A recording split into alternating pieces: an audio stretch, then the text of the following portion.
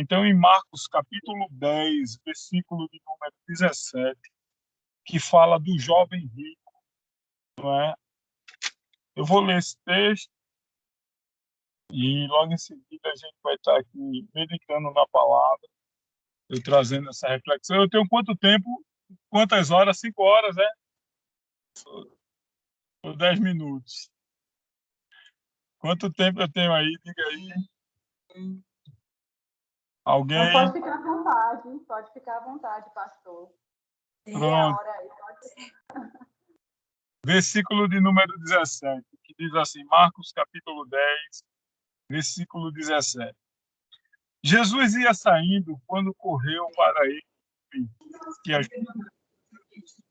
Está me escutando? 17.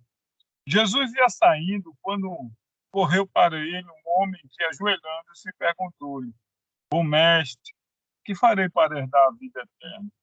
Respondeu-lhe Jesus: Por que me chamas bom? Ninguém é bom senão um só, que é Deus. Sabe os mandamentos? Não adulterarás, não matarás, não furtarás, não dirás falso testemunho, não enganarás a ninguém, honra o teu pai e a tua mãe. Ele respondeu: Mestre, tudo isso tenho guardado desde a minha juventude. Jesus, olhando para ele, o amou e disse: Falta-te uma coisa. Vai e vende tudo o que tens, dá aos pobres e terás um tesouro no céu. Então vem e segue-me.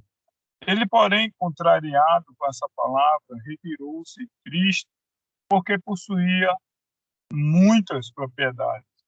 Então Jesus, olhando ao redor, disse aos seus discípulos: Quão dificilmente entrarão no reino de Deus os que têm riqueza.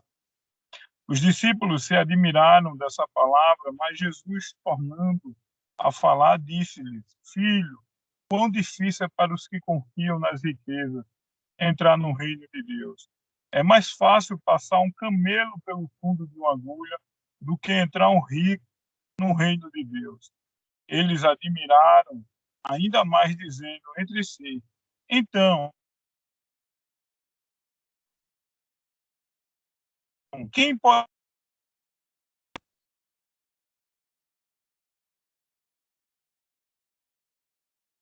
É impossível, mas não para Deus. Para Deus, todas as coisas são possíveis. Então Pedro começou a dizer: Nós tudo deixamos e te seguimos. Respondeu Jesus: Em verdade vos digo que ninguém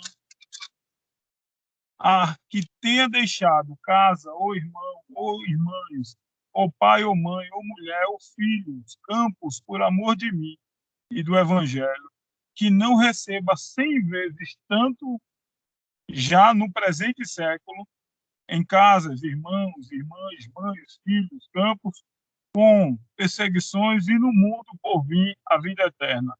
Muitos primeiros, porém, serão derradeiros, e os derradeiros, os primeiros. Amém? Nessa tarde maravilhosa, a gente vai orar, agradecendo pela palavra, não pela palavra, né? Que muita gente diz assim, vamos orar pela palavra. Não, a palavra, santo, já é a palavra. Nós vamos orar pela rica oportunidade que Deus nos dá nessa tarde de poder ler a sua palavra e vivenciar esse momento. Santo e querido Pai, eterno Senhor, entramos em tua presença, Senhor, como diz a tua palavra, pelo único véu que o Senhor agora nos deixou. Muitas poucas pessoas sabem que existe um véu que ainda devemos passar. O véu do templo foi rasgado, mas ninguém consegue chegar no Santo dos Santos sem passar pelo véu que o Senhor deixou, que justamente está em Hebreus, ó Deus. E é por meio dele que nós entramos em tua presença e por meio dele que nós somos justificados nessa tarde para a glória do teu santo nome. Que o Espírito Santo nessa tarde nos ajude a compreender as verdades bíblicas e verdadeiras deste evangelho de transformação, de poder, de cura e de glória, no nome de Jesus. Amém? Amém? Quero ouvir vocês. Amém? Amém. Amém. Amém. Aleluia. Olhe, queridos, tempos difíceis, Amém.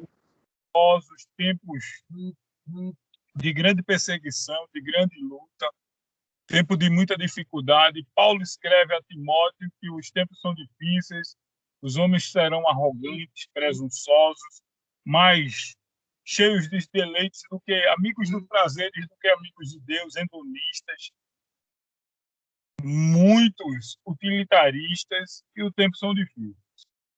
No texto em apreço que a gente acabou de ler e meditar, e a gente vai meditar nessa tarde rapidamente, um jovem chega para Jesus e pergunta a ele o que é que ele pode fazer para ganhar o reino, para ganhar a vida eterna.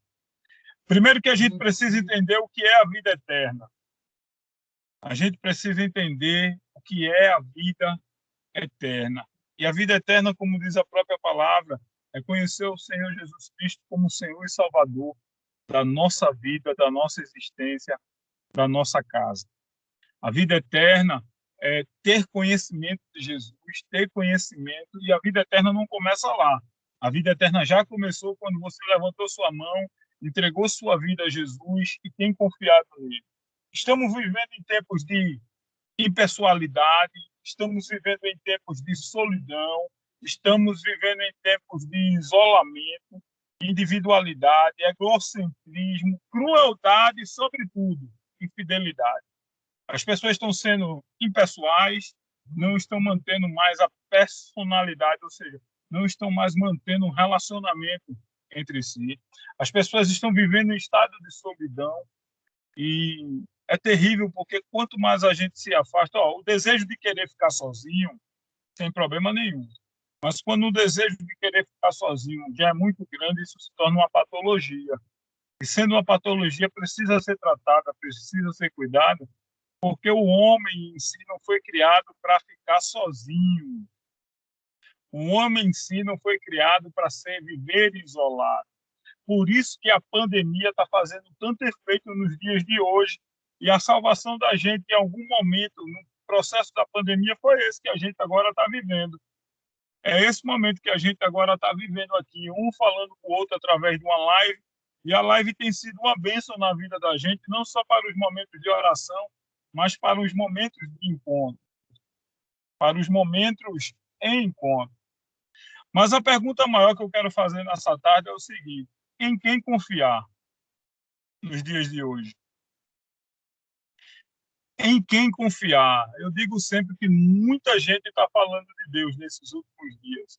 Muitas pessoas estão falando de Deus nesses últimos dias. Agora, pouquíssimas pessoas Deus tem falado por intermédio delas. E isso é preocupante, é muito preocupante, porque alguns hoje nem sequer acreditam que Deus fala. Alguém aí acredita que Deus fala?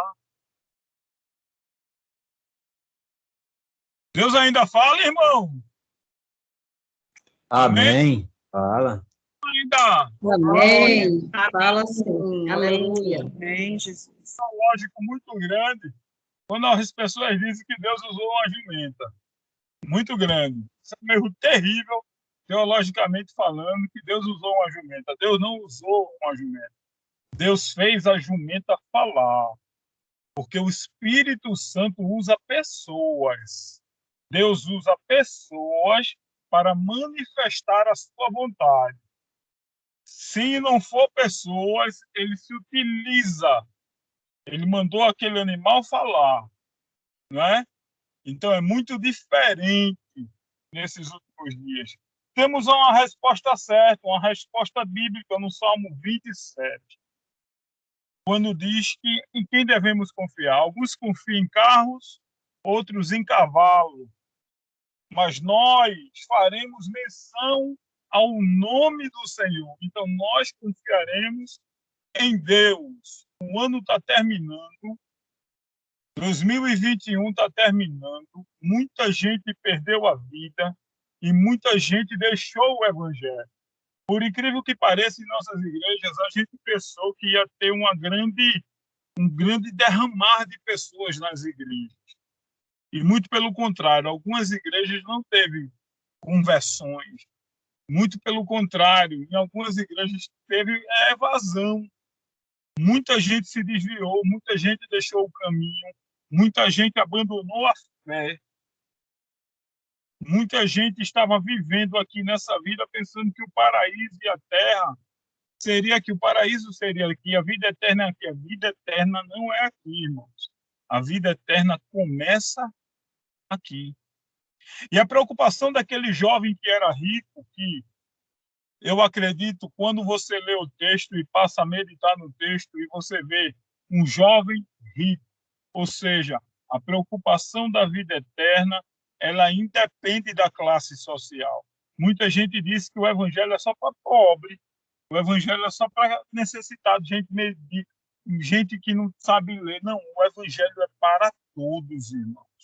Todos quanto puderem, todos. Porque o sonho de Deus, Deus só tem um filho, o nome dele é Jesus Cristo. Foi assim no início, está escrito na palavra. No princípio era o verbo, e o verbo se fez Deus, se fez em carne. Em João capítulo 3, versículo 16, Deus diz, porque Deus enviou, porque Deus amou o mundo de tal maneira que ofertou, ortogou, deu o seu único filho, unigênito, para aquele que nele crer não pereça, mas tenha vida eterna. O unigênito, de única semente. Mas quando Jesus veio para resgatar e salvar o que se havia perdido, ele deixou de ser o unigênito para ser o primogênito de muitos irmãos. Então, isso foi tremendo. Quando a gente pensa em adoção, que é um ato de amor, eu acho o ato de adoção um ato de amor fantástico. E muita gente que diz assim, não, eu não concordo com a adoção. Aí eu pergunto, por que você não concorda com a adoção? Não, porque Deus foi o primeiro que adotou e tem adotado. Nós somos filhos de Deus por adoção. E recebemos a grande graça através de Jesus Cristo da vida eterna. Quando Jesus se depara com esse jovem rico e ele diz, o que é que eu faço para ganhar a vida eterna? E Jesus olha para ele. Primeiro, logo interroga ele porque ele chama de bom. Deus é bom. Se existe alguém que é bom, bom é Deus, irmão. Deus é bom em todo tempo. Você quer prova do Deus que é bom? Vou lhe provar. Você está respirando? Você está respirando? Sim. Deus é bom. Você já se alimentou hoje? Deus é bom. Você está enxergando? Deus é bom. Você está caminhando? Deus é bom. Você está louvando? Deus é bom. Você está existindo? Deus é bom. Deus é bom. Você está passando por grandes lutas? Não te preocupa, porque o Deus que é bom vai cuidar de todas as tuas lutas. E muitas das pelejas que você enfrenta, você não vai ter que pelejar, porque a vitória já é sua por meio de Cristo. Agora, na vida do crente, o crente tem que viver provas, sabe? Porque se o crente não viver provas, ele não consegue entender o amor de Deus. O crente vai viver lutas para poder entender que esse amor sacrificial que veio por intermédio de Jesus, que deixou a sua glória, deixou o seu reino, deixou o seu plano, se tornou homem igual a mim e a você, teve sede, teve fome, passou por necessidade, foi traído. Aleluia, Jesus. Glória. Passou por tudo, por mim, por sua causa, para que a gente pudesse valorizar todo instante da nossa vida, todo momento da nossa vida. Irmãos, eu estou aqui, eu vim dar um curso. Nesse exato momento, meu pai está na UTI, à espera de um milagre. Mas eu tenho que fazer a vontade de Deus, independente de qualquer coisa. Eu não sou médico, eu estou aqui e Ele está na mão de Deus. Aleluia. Posso fazer, mas eu tenho um Deus que pode. Oh, glória. O jovem se encontrou com Jesus e ele disse, por que me chamas bom? Porque bom só tem um e é ele é bom. Se ele fizer, ele é Deus. Se ele não fizer, ele continua sendo Deus. Se ele agir, ele é Deus. Se ele não quiser, ele é Deus. Ele é Deus independente das situações e das circunstâncias que estamos vivendo. O que a gente tem, urgentemente, nesse século promíscuo, nesse século de mentiras, de inverdades, de infidelidades, impessoal, de crueldades, o que a gente tem que fazer como bons filhos de Deus é confiar nele, é saber que ele está no controle da nossa vida, é saber que ele está gerindo o mundo não está ao caos, o mundo não está à toa, Deus está no controle de tudo, irmão, nada foge do controle de Deus, nada. A sua vida não foge, os seus filhos não fogem, a sua esposa não foge, o seu marido não foge, os seus projetos não fogem. Ele disse lá em Jó 42, quando Jó, no desespero da vida, do afano da vida, que começa a maldizer lá no 30, no capítulo 30, quando Jó diz, cadê o Senhor, isso e isso? Deus vem no redemoinho e diz, Jó, eu vou conversar contigo. Vou começar a conversar contigo porque eu acho que você está falando de coisas que nesse momento você não entende. Jó, onde é que estavas tu quando eu fiz o firmamento? Jó, onde é que estavas tu quando eu fiz o mar chegar e até aqui, não há mais lá adiante? Jó, onde é que você estava? E Jó, no 42, diz assim, vim, Senhor, que tudo podes. Tudo podes. Quem pode é Ele. E se a gente pode alguma coisa é por causa dele. Se você tem alguma coisa é por causa dele. Se você é alguma coisa é por causa dele. Jó diz, eu sei que tudo pode, Senhor. E nenhum dos teus planos, pensamentos, projetos, atitudes podem ser impedidos. Eu te conhecia de ouvir falar, agora eu começo a viver uma experiência contigo. Agora eu sei, Senhor, agora eu sei, não vou mais dizer besteira, não vou mais falar assim. Jesus olha para o jovem e diz, cumpre os mandamentos. Cumpre os mandamentos. O jovem. Sabe quando a gente está vivendo uma vida, irmãos, que a gente acha que a gente está todo certinho na presença do Senhor e a gente acha que tem feito grandes coisas, sabe? Você já sentiu, assim, que a sua vida parece estar top diante de Deus? Você já passou por uma experiência que você faz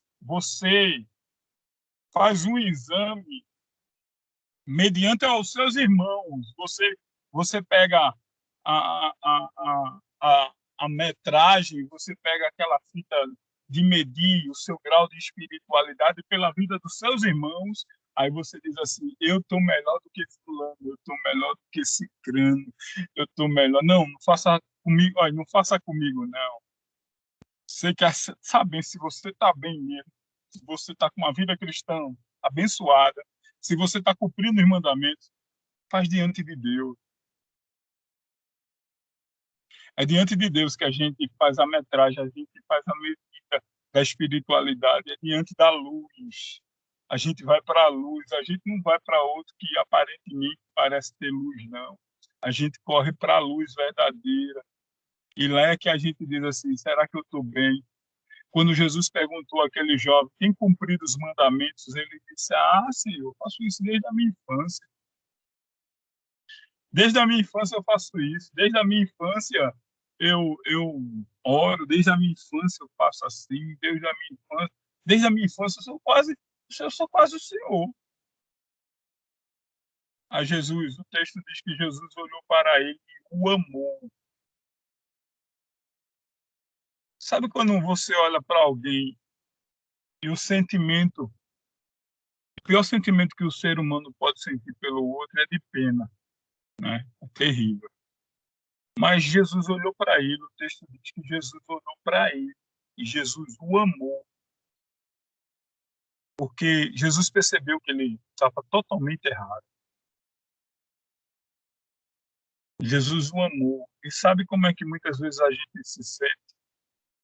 Quando a gente se sentir que está muito, a gente vai para a Bíblia, para a luz. para perceber. E quando o texto disser assim, servo inútil. O interessante é que a gente ainda não ganhou esse título, irmão, de servo inútil. Esse título a gente só vai ganhar lá na glória. E quando a gente ganhar esse título, a gente devolve a quem de fato fez alguma coisa. O nome dele é Jesus. Se muito o que a gente aqui fizer, talvez é ganhar um título de servo inútil. Então, nem inútil, eu e você ainda somos. Então, não dá para bater no peito e se achar que é melhor do que ninguém.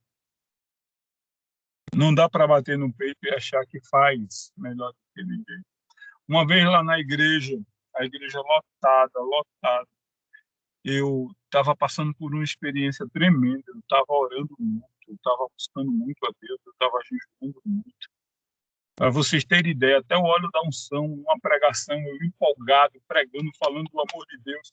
O jovem colocou o copo de água e o copo de óleo da unção. Na hora de eu pegar o copo para beber água, eu bebi foi óleo da unção. O colega disse assim, ele agora cospe fogo. Agora ele vai cuspir é fogo. E aí Deus começou a me usar, o coração de um infartar, uma irmã que estava na porta, uma senhora que estava na porta com câncer. Eu mandei entrar, porque Deus estava falando comigo que naquele momento ia curar ela, e eu coloquei a mão sobre a vida dela, e de repente, que o poder do Espírito Santo, a descer sobre a vida dela, e ela começou a sentir que estava naquele momento sendo curada, e a família todinha entrou na igreja, dobrou o joelho do irmão, a mãe, os filhos, dobrou todo mundo ali, porque estava sentindo que a cura de Deus estava. O ministério de louvor começou a louvar, eu comecei com o ministério de louvor a louvar, foi gente batizada, gente avivada, foi um alto céu. Fui para casa, cheguei em casa, tirei o sapato, entrei no quarto, sentei na cama e disse, hoje eu fui demais. Quando eu terminei a frase, hoje eu fui demais, vocês sentem a presença do Espírito Santo? Quem sente a presença do Espírito Santo? Dá um glória a Deus aí. Quem é que sente aí a presença do Espírito Santo? Você consegue sentir a presença do Espírito Santo na sua vida? Você consegue sentir aqueles arrepios que muita gente diz assim, não, é algo, não, é a presença do poder da glória, é Ele chegando, é Ele se aproximando. E aí, eu sentado na minha cama, eu senti o colchão dar uma baixadinha assim, eu de cabeça baixa. Para mim era a esposa que estava entrando, mas não era não. Ele chegou e no meu ouvido falou, quem foi demais? Quem é o quê? Você não é nada. Quem faz sou eu. Quem opera sou eu. Quem cura sou eu. Quem trata sou eu. Quem convence sou eu. Quem consola sou eu. Quem restaura sou eu. Porque o outro que foi, como foi dito, eu volto ao Pai, porque se eu não for, o semelhante a mim não vem. Eu vim no lugar dele para executar e fazer as obras que ele fazia na vida daqueles que creem em seu nome. Eu caí de joelho, dizendo, Senhor, eu pequei. Realmente, quem é alguma coisa é o Senhor. Jesus pergunta ao jovem, tem cumprido os mandamentos? Tenho feito durante a vida. Jesus o amou. Só que muitas vezes a gente precisa de um confronto com os nossos pecados. Jesus, de vez em quando, nos coloca diante do espelho. E a imagem que a gente vai ver não é a imagem de Cristo, mas é a nossa própria imagem. De quem verdadeiramente nós somos. De quem verdadeiramente nós temos. E aí, a pergunta que não quer calar é, nós somos tudo que somos, que achamos do que somos mesmo? Ou nós somos o que a Bíblia diz que somos? Quando alguém diz assim, eu nada tenho, e diz com humildade, porque assim, a soberba transforma anjos e demônios. Aprendam isso. A soberba transformou anjos em demônios, porque um disse um dia: subirei aos céus e serei semelhante ao Altíssimo. Esse caiu e se transformou em demônio. Mas a humildade transforma pecadores em pessoas santas. A humildade transforma pecadores em homens e mulheres restaurados, restituídos da glória, porque antes nós estávamos afastados da glória por conta dos nossos pecados. Mas quando reconhecemos, nós somos atraídos, tirados das trevas para sua infinita luz, e a luz de poder, de transformação, de cura. Sabe, tem momentos da minha vida que eu tenho até medo de sair na rua, porque se passar um caixão, eu acho que se eu botar a mão, ele levanta. Mas tem dias, irmãos, tem dias que a gente ora e parece que o céu não quer abrir. Tem dias que a gente ora e não tem resposta. Mas a resposta já foi dada muitas vezes. Calma, tem paciência. No momento certo. Essa não é a hora. Descansa, vamos aprender a descansar em Deus. Jesus disse: vende tudo o que tens. E aí fica aqui aquela prosa bonita dele. Jesus confrontou o jovem rico com aquilo que era a sua paixão, seus bens, sua riqueza. A sua idolatria era mamon, não era? Era o dinheiro. O dinheiro não é problema. O problema é o amor ao dinheiro. O dinheiro é bênção, mas o jovem tinha um dinheiro como sua paixão, como sua glória. E muitas vezes nós crentes somos assim. Talvez não seja o dinheiro, talvez seja a esposa, talvez seja o marido, talvez seja o filho, talvez seja o emprego, a intelectualidade, talvez seja a posição, talvez seja... Eu não sei qual é o bezerrinho de ouro que você fez para a sua adoração, mas se por um acaso você fez esse bezerrinho em nome de Jesus, na tarde de hoje, no dia 20 de novembro, nesse exato momento, derruba esse bezerrinho no chão, quebra ele, e que o único que passamos a adorar, de fato e de verdade, se chame Jesus Cristo. Quando eu estava ministrando que o amor não é um sentimento, o amor é uma decisão, 2 da manhã, 3 da manhã, uma mulher me liga e diz: é o pastor Alândio, sou eu. E disse: pastor, eu estou ligando antes de eu pular daqui do prédio. Antes de eu pular daqui do prédio, pastor, estou ligando para o senhor, porque o senhor estava na rádio dizendo que o amor não é um sentimento, o amor é uma decisão. Eu digo: tá certo, mas eu vou ter que me explicar para a polícia, né? Porque se eu for para pular de um prédio, eu não vou poder lhe impedir agora, são 2h pouca da manhã, eu aqui em casa. Mas antes da senhora pular, deixa eu lhe fazer uma pergunta. Por que a senhora vai pular? A senhora vai pular por causa de um filho? O filho é tudo que a gente tem. E eu não vou poder lhe impedir se a senhora quiser fazer isso. Mas é uma razão muito forte. Filho é tudo que a gente ama, mas mesmo assim não é correto. Se a senhora for pular por uma ideia, por um símbolo, por alguma coisa que a senhora tanto desejou, quem sou eu para dizer o contrário? Mas também não é a solução. Agora sim, se a senhora for pular dessa varanda por alguém que passou pela porta dizendo que não lhe ama mais, a senhora não precisa pular porque a senhora já está morta. Ela fez isso aí, pastor. Ele me deixou e foi morar com outra pessoa. A pergunta é: quem é o seu bezerrinho de ouro nesse momento? Suas riquezas? Sua beleza? Sua inteligência? Seu trabalho? Seu ego? Seus anéis no dedo? Eu tenho, sei lá quantas formações mais eu tenho, mas não é isso que me conduz. Esse não é o meu combustível. O meu combustível é Jesus Cristo, irmão. O meu combustível é fazer a vontade do Rei. Porque um dia eu estava na Berlinda.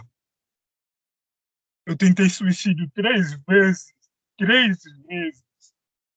Eu tinha um vazio no peito. Eu tinha tudo, casa, carro, família. Eu tinha tudo, mas tinha um vazio no peito. Aí um dia alguém me apresentou aquele que ganhou o espaço de toda a minha vida. Ele me deu razão para viver. Ele escreveu meu nome no livro da vida. Ele me chamou de filho. Ele tem me abençoado. As lutas têm sido grandes todos os dias, mas ele diz: eu estou contigo, lado a lado, ombro a ombro. Ninguém há de resistir. Não é? Ele tem garantido a minha entrada e a minha saída. Ele tem me concedido paz em meio a tanta tribulação. Eu ainda estou aqui em meio a uma grande pandemia, então é porque ele tem um projeto ainda na minha vida, porque se ele não tivesse, eu já estava na glória, cantando, esperando os meus irmãos chegarem. Mas se eu estou aqui, é porque eu ainda tenho muito a fazer. E se você está aqui, você tem muito a fazer. Se você está vivo, se você está me ouvindo, se você está vendo, falando, você tem muito a fazer para o reino de Deus. Buscar em primeiro lugar o reino de Deus. E 2022, as demais coisas serão acrescentadas. O que é que você espera para 2022? Eu espero o seguinte: buscar o reino de Deus. Em 2022, as coisas serão acrescentadas. Os meus projetos, meus sonhos, minhas vontades, mas tudo que é meu, eu coloquei no altar dele. Aprovação de concurso, ele já me disse que não quer que eu seja delegado. Eu já fiz prova de delegado 2 vezes e bati na trave, fiquei na. Mas ele disse que não quer, eu não vou mais insistir. Eu não vou mais insistir, porque eu quero fazer a vontade dele. Eu entendo que hoje eu nasci para fazer a vontade dele. Você nasceu para fazer a vontade dele e não a sua. Aquele jovem foi embora. Foi embora. E os discípulos ficaram perguntando: mestre, como? Então, para quem é a salvação, mestre?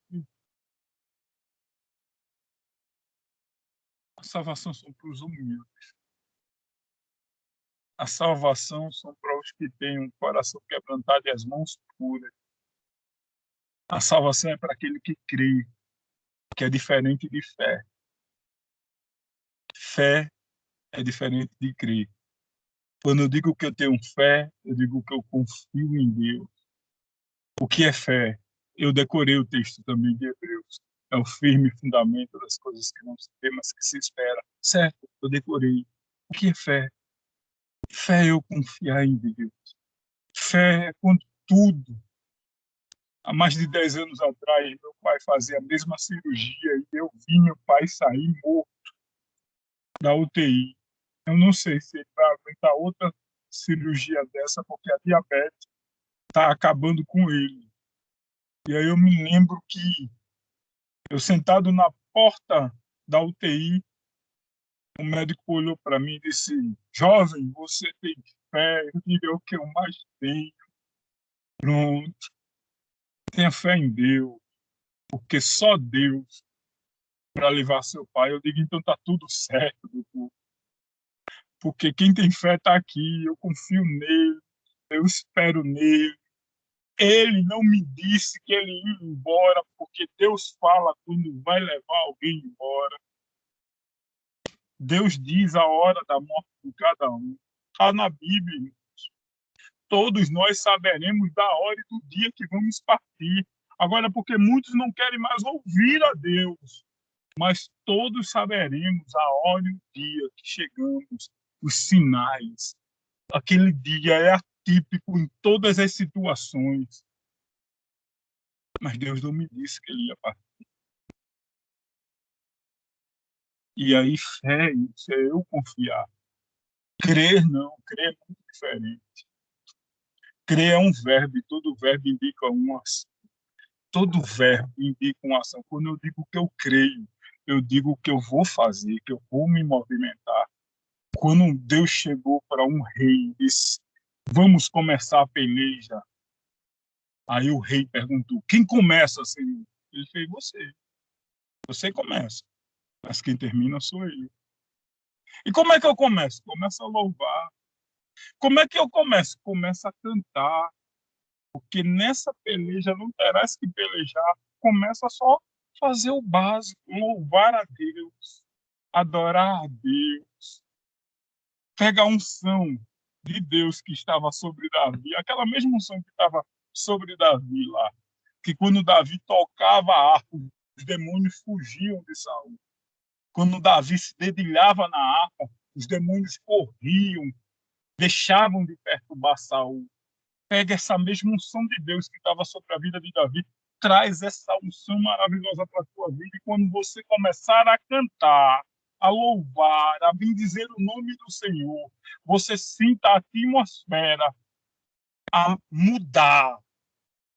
Você sinta a atmosfera. Eu gosto do Glauber porque ele louva a Deus, né? E não só ele, tem muita gente boa que louva a Deus. E aí, quando você sente o verdadeiro louvor, hoje o louvor está um pouco complicado, porque tem gente que canta para Deus.